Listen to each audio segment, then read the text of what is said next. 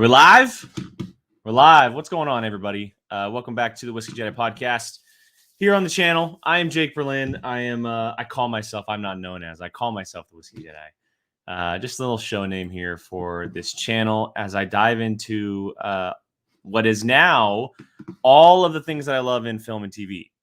If you missed the last episode, the most recent episode, you saw that I'm kind of changing the format a little bit about the show.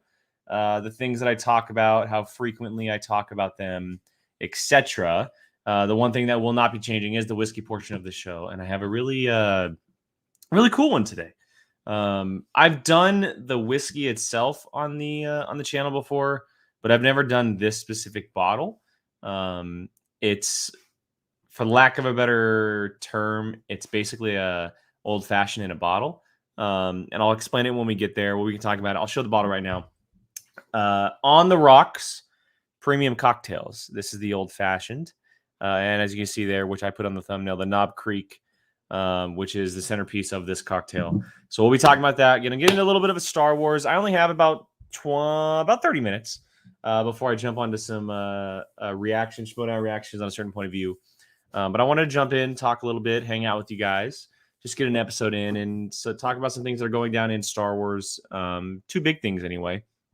And we're going to be talking about them both. One, which has been talked about for a very long time, that is the Star Wars Rebels possible sequel. And yes, it's been in conversation for quite a while. Last time I did an episode, Ezra and Thrawn and their castings were popping up.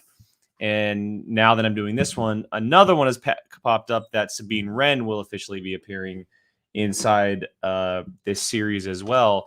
And then we got a little Easter egg nugget earlier this week in Star Wars Visions, the first look at Star Wars anime, which is really cool. So we're going to be talking about that a little bit as well. So let's just start it off with talking about some Rebels. One of the best animated shows that I personally like, not just Star Wars, but in general.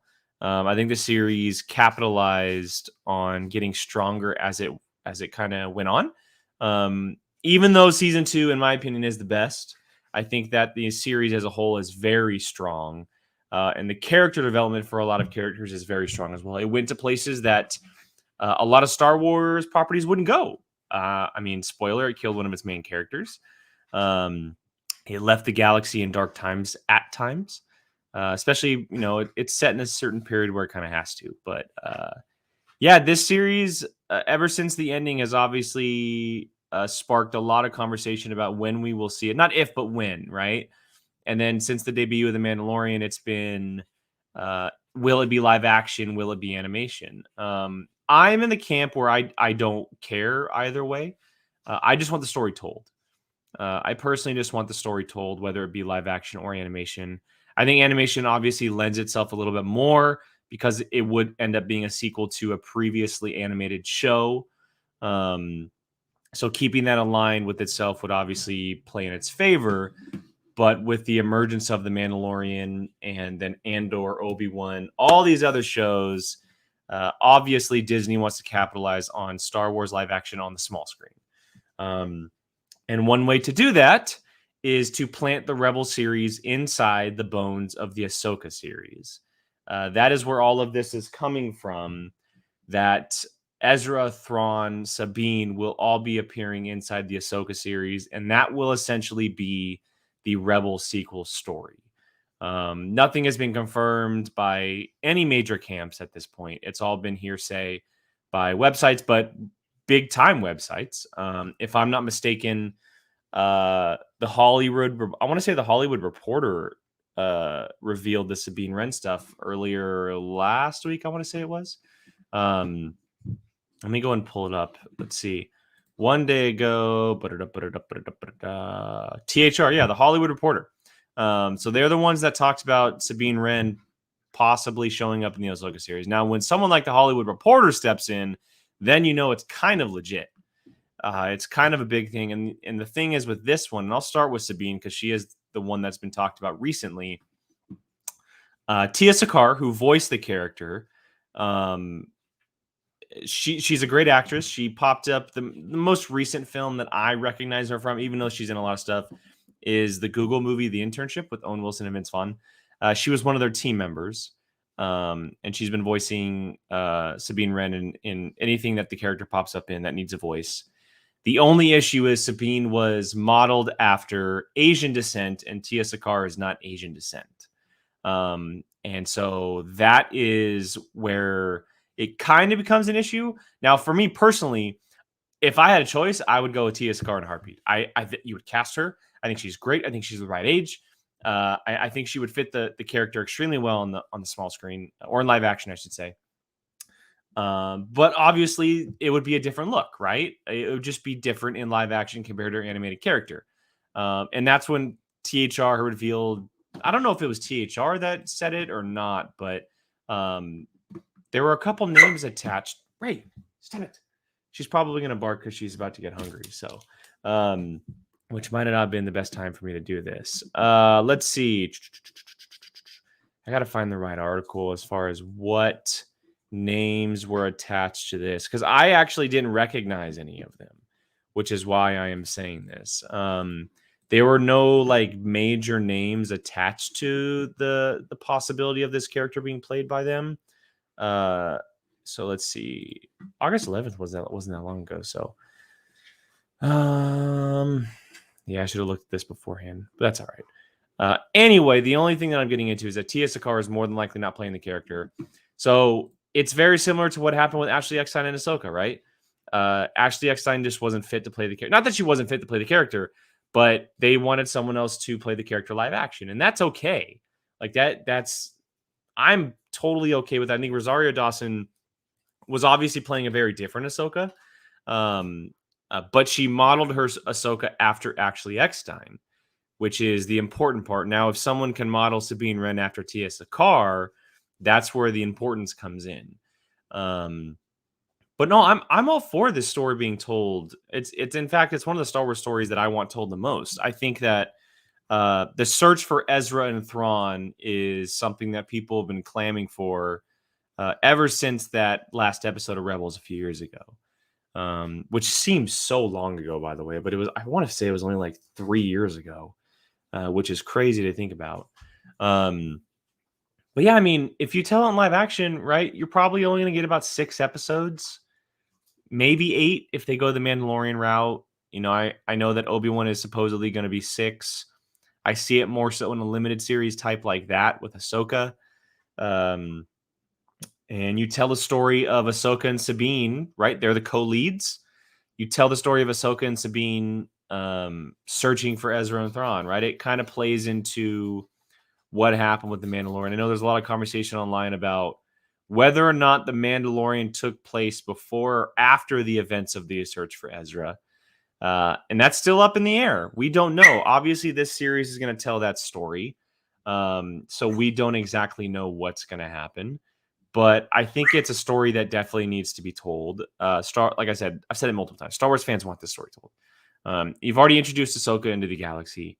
The next person to come would be Sabine, right? They went off. They ran together. They've been doing their thing for a little bit. And I think that if you're going to tell an Ahsoka story that doesn't connect to the events of what's happening to the Mandalorian, this is the story that needs to be told. It's really in all of her travels, and we know a lot of Ahsoka travel stories, and obviously you can create an original story with her that we wouldn't know about at this point in time. But we know that she went off with Sabine to search for them.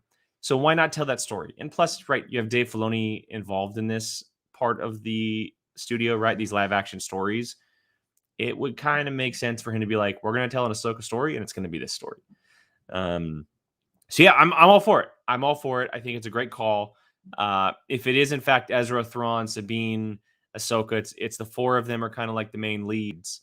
Maybe 2 different stories going on at once, right? You have the search going on with Ahsoka and Sabine, and then you have the story of Ezra and Thrawn, wherever the hell they are together in that specific story. So I think it's a no-brainer.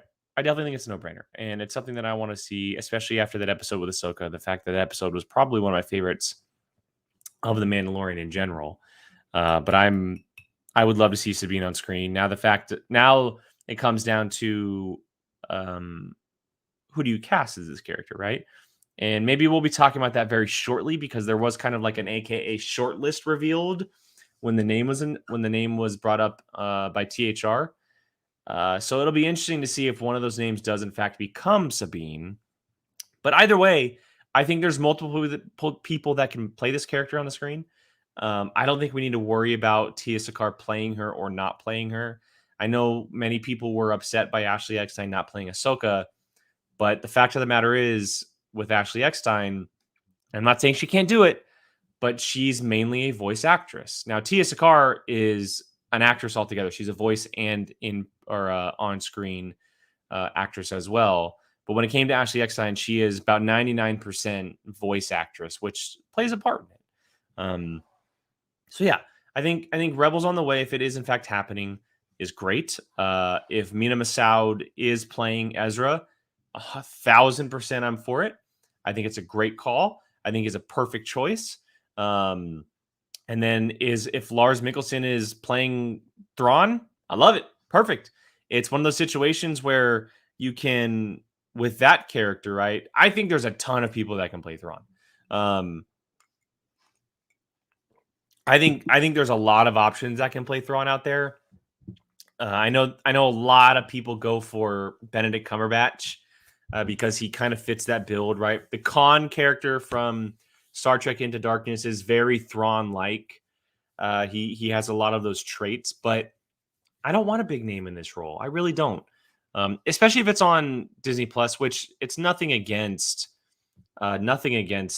being on the small screen, but I don't see Benedict Cumberbatch fitting into a role that is like that on Disney Plus series other than Doctor Strange. Plus, I prefer Lars Mikkelsen. He voiced the character in Rebels. Like he knows the character through and through. His voice is perfect, and he's an actor. He's an actual in-person behind or in front of the camera actor. So I'm not against that whatsoever, and I think that I think it's, if that's the route they go, I love it. Mina Massoud as Ezra. I've been saying it since Aladdin. He'd be the perfect choice. Lars Mikkelsen is as Thrawn. Again, perfect choice. I'm all for it. Ferris, to answer your question, I don't actually have a very comfy chair right now. It's this little cheap desk chair. Doesn't even have really a back. It's funny. We've been talking about getting a chair for a little bit. We just haven't gotten one yet. It's comfortable right now. It's actually Brian's old chair. Brian got a comfortable chair. He's like, I don't need this anymore. I was like, well, I'm moving. I need a chair. So I grabbed this chair, and I can also grab one from work if I really wanted to, but I kind of want to get myself a new one, nice, comfortable one that I can mold to myself. But it works for now. It totally works for now. I plan on getting something real comfortable in the future, but we'll see. We'll see. Yeah, so look, for all of you watching, if you're watching live or back on the replay, either or, let me know what you guys think about Star Wars Rebels, man. Have you seen it? Because if you have not seen it, I highly, highly recommend. You don't need to watch anything before to get into the series. I think that you can go in blind, just like many of us did, and watch it. 4 seasons. They are about 20 episodes a season. But I highly recommend it. The first season is very much like that kid-friendly version of the show. It takes a little bit to get into itself a little bit. What do you want? Huh? It takes a little bit to get its bearings, but after season 1, and like I mentioned, season 2 is by far the best season. Vader comes into it, Maul comes into it, the Inquisitors are a lot more involved. And then season 3 and season 4 really get into that rebellion stuff. A lot of characters that are familiar pop up at season 3 and season 4. So I highly recommend it if you have not seen Rebels. So I thought it was like a mob boss chair from this angle. No, I wish, man. I wish. It's really just a cheapo at the moment. It doesn't even have armrests. It's seriously just a button and back. And it's not really even much of a back either. But yeah, so check out Rebels if you have not. All right, let's get to this whiskey. So I mentioned up top, On the Rocks Premium Cocktails. Now, it's basically old-fashioned in a glass, but it features some Knob Creek bourbon, which has become one of my favorite bourbons. I had the 9-year age. This is just the basic bourbon, nothing specific for this one. But I had the 9-year age, and I did the 9-year aged here last year sometime on an episode. I'll put that link up in the corner. Boom, it'll pop up right there. And so this is basically just old-fashioned, everything mixed together. Obviously doesn't have an ice cube and any of the special features like an old-fashioned would if you have it at the actual bar. But here's what it says on the back. So it says, staying true to the original recipe, we keep our old-fashioned strong and simple using a generous pour of Knob Creek bourbon whiskey, bitters, cane sugar, orange, cherry, and lemon zest. So it's got a nice little mixture of it. On the rocks, they actually do a lot of different styles of cocktails. They do like margaritas and stuff like that are inside the glass itself with mixes. And it's very good. It's very tasty. It has much more of an orange flavor than you would think. But I'm all for it. And they're very, they're smaller. So they're a bit on the cheaper end. And they're a great addition to have just a basic bourbon or whiskey in general in your or on your bar. So I highly recommend. You can find them anywhere too. They're very accessible in multiple stores. My aunt actually brought this home for me a number of months ago. I just cracked it open. I've had them before, but I just cracked it open, and she can get them at her local grocery store. That's like a nice little gas station store around the corner. So they're pretty much everywhere. Nussbaum, we could get a Kenobi trailer in October since Hayden will be in New York City. You are correct. That is definitely possible. I will say this though, Nussbaum. We don't know when that series is going to drop. They're currently filming, and if I remember correctly, they actually finished filming. Say that series comes out after Andor, which I'm expecting it to. I'm not going to put money on it, but I'm expecting it to. Celebrations in May. Star Wars Celebrations in May. I have a feeling they're going to drop as much as they possibly can. Or save rather as much as they possibly can for Star Wars Celebration, because we didn't get it last year, or was it supposed to be this year? Holy crap! It's supposed to be like in a week originally. Yeah, it was supposed to be at the end of August this year.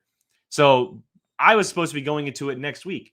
Anyway, they were going to be dropping as much as they could then, and so I have a feeling, being that it has been a little bit since the last one, especially something like Kenobi with the amount of people there that are just there for Star Wars, right?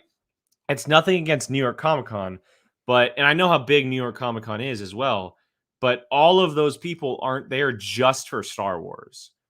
Star Wars Celebration is just Star Wars. So I have a feeling that they'll save the Kenobi trailer for that moment, where you can bring both Ewan and Hayden on screen together and show the trailer. Along with Deborah Chow, who is directing the series, and the rest of the cast if they're there as well. Just imagine the moment that would be, right? The first time that we see Hayden and Ewan McGregor back together on the stage in person, not separately, but in person, is at Star Wars Celebration, and they are watching and dropping the Obi-Wan Kenobi trailer. I plus it's a little selfish reason just because I'll be there. I definitely would love that to happen. Plus, probably a little bit more on Andor. I wouldn't be surprised if you see Andor at New York Comic Con. I think that's definitely possible as well. Andor at New York Comic Con would be possible as well, because I have a feeling that might come out beforehand. So here's what I think it might look like. I think it might look like, as far as release schedule, we might get the Book of Boba Fett, we might get Andor, we'll get Obi-Wan, and then we'll get Mandalorian Season 3. I think that's probably the order that we'll go with. I could be wrong. Maybe the Book of Boba Fett too. You could get some footage on the Book of Boba Fett. Nice little tease for fans in New York Comic Con, being that it will release in December. It might be a big event to do so. So who knows? Hold your breath for that one. That might be a good choice as well, because that one is very, very soon. It comes out in just like 4 months, which is not that far away.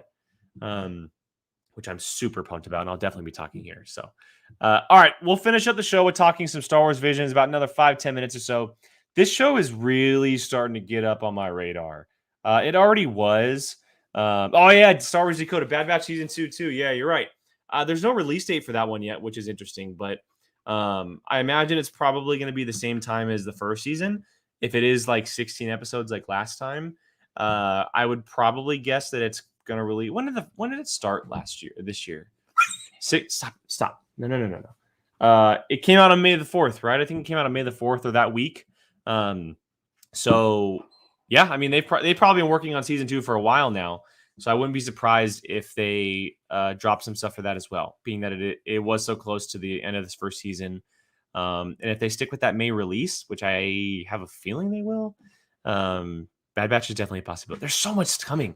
There's so much coming. Excuse the crying from the dog. She's supposed to eat at 6, and that's her scheduled time, and she gets a little antsy. But yeah, no, there's a lot of Star Wars coming out Punta Bad. One of them being Star Wars Visions, comes out next month, and I am losing my mind over this series. I'm so excited for what this series looks like. No, stop it. Star Wars Visions, the first adventure into anime for Star Wars. Super pumped. I think it's one of the cooler things that they have done. I've said for a while that Star Wars needs to start doing new things rather than just live action or animated stuff, the stuff they've done doing for years. And anime is a perfect step into that, right? You want to bring this entire mass audience that is anime into Star Wars. This is the perfect way to do so. This series is going to be amazing. There's no details on how far the episodes will be or how many, or not how many. There's going to be 9 of them. Or if they're going to release each week or all at once. It's definitely up in the air, but I'm excited either way. I think that this series looks beautiful. It's just visually stunning, and bringing all of these studios, all these anime studios into this universe is such a smart idea on Lucasfilm's part. You're giving them the reins to not only use their style of storytelling, but allowing them to tell original stories the way they want them told. Now, of course, they probably said, "Hey, you can't use this time period or whatever," which is fine because just like every other mythology or franchise, there's thousands of years to tell stories, especially with Star Wars. There's also thousands of planets. Planets and people are everywhere in Star Wars, and you can tell a story from the farthest reach of the galaxy compared to what we've gotten in the past. Okay, so that's what I thought, Decoded. I've been saying that they would all drop at once. It makes sense that way. Plus, I have a feeling that they're probably going to be like 15, 20-minute episodes. No, come on. They're probably going to be like 15, 20-minute episodes in my mind. I have a feeling they're going to stick to that because they can tell so much in that time frame with animation or anime. Plus, the animation style being anime is also very, very hard to do over like 30 or 40 minutes. There's obviously movies and stuff like that, but there's not. It's a lot to do for a 40-minute show like you would for like The Mandalorian or something, right? And you can just do so much in 15 minutes with anime or even 20 minutes. I wouldn't be surprised if it's like a television show on TV, right? Where it's like 21, 22 minutes and then you have the commercials in there. That makes it a 30-minute show. But I think that this is going to bring a whole new audience into Star Wars. I've said since the trailer dropped that the second it came out, I went through all of the studios that are involved and I wrote down a bunch of projects that I needed to watch. Because if there's one thing that I'm very unfamiliar with, it's anime. I have not adventured into it too much. I have very little experience when it comes to. Excuse me. I have very little experience when it comes to anime, both film and television. I've watched some, not all, of Avatar. I've watched some of the Studio Ghibli films as well, or Ghibli films. But I want to be prepared for when this show comes out. I want to be able to hold a conversation with people who are anime fans. I want to be comfortable with what I'm watching and kind of the styles and the storytelling that are being told. So I'm going to be doing my research and homework before this show comes out. But I think it's so new and so fresh and so unique that it leaves me very, very excited. I think a lot of Star Wars fans should be very excited. Obviously, there are references to things that we know in Star Wars. There are people that show up that we know in Star Wars. But for the most part, it's going to be something completely new. And when it comes to Star Wars, that is always a huge plus. I think it's a gigantic plus when that's the case. And so I think that Star Wars Visions being one of these shows that was so unknown when it first was announced at that Disney online con. I forgot what they called it. But when everything was virtual and they announced this show, it is quickly shooting up. Everyone I talk to is excited about this show. Everyone I talk to is excited about this show. And so, and it comes out September 22nd. It's a month away. It's a month away from Sunday. I mean, it's right around the corner, and it's just as the Bad Batch ends. It's going to be a nice little treat for us who are still waiting for the Book of Boba Fett, because it will be the final thing that releases until we get the Book of Boba Fett. But we'll have 9 episodes to go through. 9 episodes to watch once, watch twice, watch 10 times, especially if you're a fan of anime. So I'm looking forward into diving more into that. I'll definitely be talking about that on here on the channel. Maybe pulling in a guest or two for that one. I do have an idea of who I'd like to talk to on that. But it's something I'm excited about. And you know, I'm looking forward to being educated, because I know a lot about Star Wars. There's a reason why I talk Star Wars on this channel. But I don't know about anime. And so it's going to be something completely new for me, while weaving in something that I do love. And so I'm very excited about that. And I'm looking forward to it. So, but yeah, that's kind of it, everybody. I think it's a much shorter episode this week. I didn't have a whiskey on the show today that I can like dive in as far as history and stuff. I wanted something a little different this week. I wanted to have a little spunk whiskey on hand, and I wanted to have an old fashioned. It sounded good, even though handmade ones in person at the bar is always better. This is a good substitute when you're at home, or when you don't have the bitters and stuff yourself to actually make one, which I don't right now. I'm out, so I got to get some of that to get on it. But hopefully you guys enjoyed the Star Wars conversation. We talked a little bit of Rebels, not too much, just a little bit about the involvement of Sabine, the possibilities of Ezra and Thrawn being casted. And then obviously the latter conversation was about Star Wars Visions and the huge excitement I have for that series. And so, again, look, I appreciate each and every one of you that come by each week, or each show, excuse me, because it isn't each week, but each show, and hang out with me, talk a little bit, whether you watch live or back on the replay. This show is really just about me talking about things that I love. I've said it multiple times. I'm not looking for 1,000 viewers or whatever. I just want to talk about things that I love and have people who want to talk about them with me. And whether it's for 30 minutes like today, or an hour, or possibly 2 hours down the line, that's just what I'm all about. So if you are interested in that type of stuff, hit that subscribe button, y'all.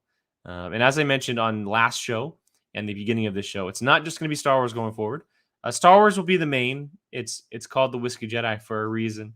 But I will also be including the things that I love. And I brought up a lot last week as far as Indiana Jones, Tron, Mad Max, Planet of the Apes, stuff like that. Obviously, Marvel will be involved as well, DC. And I've been watching Titans, and Titans might very well pop up on here very, very soon. As well as some random TV shows that I've been watching, because I love myself in television. And I thought I talked about that last week as well. So, again, thank you to everyone who joins me. I really appreciate it. I greatly appreciate it. You guys are the best. I hope everyone has a great Thursday. If you're watching live right now, I'm jumping over on a certain point of view here in about 10 minutes. We're doing a Schmodown reaction to Liz Shannon Miller and David Del Rio. Going to check out that singles tournament match. And then make sure you guys are hitting that subscribe button, commenting, sharing, liking, and just send the love, guys. Stay safe out there. Hope everyone has a great Thursday, great weekend. And I will catch you guys later on the next Whiskey Jedi. Bye, guys.